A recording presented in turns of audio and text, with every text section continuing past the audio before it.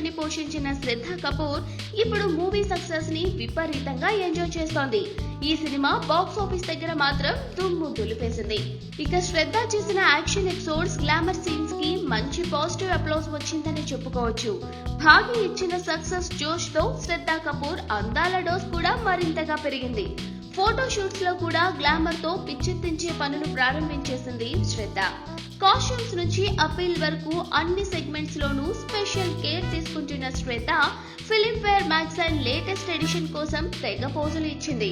ఈ గెటప్ లో ప్రధానంగా చెప్పుకోవాల్సింది శ్రద్ధ కపూర్ డిజైనర్ బ్రా గురించే. ఈ ఇన్నర్ వేర్ శ్రద్ధ స్కిన్ కలర్ కి దగ్గరగా ఉండటంతో భలే చూడముచ్చటగా ఉంది కపూర్ లేడీ గెటప్. ఇక పెదాలకు డార్క్ కలర్ లిప్స్టిక్ వేసుకొని మత్తెక్కినట్లుగా కళ్ళతో పోజులు ఇస్తుంటే అభిమానులకు నోట మాట రావటం లేదు. మొత్తానికి ఎక్కడ సైజ్ తగ్గించాలో, ఎక్కడ డోస్ పెంచాలో శ్రద్ధ కపూర్ బాగానే తెలుసుకున్నట్టుంది అంటూ ఫ్యాన్స్ తెగ ఖుషి అయిపోతున్నారు.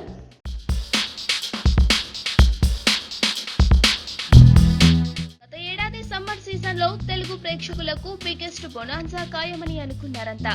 బాహుబలి వేసవికే వస్తుందని, శ్రీమంతుడు కూడా ఈ సీజన్ లోనే సందడి చేస్తుందని, ఇంకా సన్ ఆఫ్ సత్యమూర్తి, లయన్ లాంటి సినిమాలతో వేసవి వేడెక్కిపోతుందని ఆశించారు తెలుగు ప్రేక్షకులు. కానీ బాహుబలి, శ్రీమంతుడు వేసవి బరిలోంచి తప్పుకున్నాయి.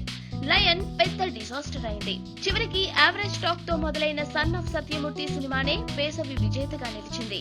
డివైడ్ టాక్ తోనే ఆ సినిమా 50 కోట్లకు పైగా వసూలు సాధించి బన్నీ స్టామినాను రుజువు చేసింది.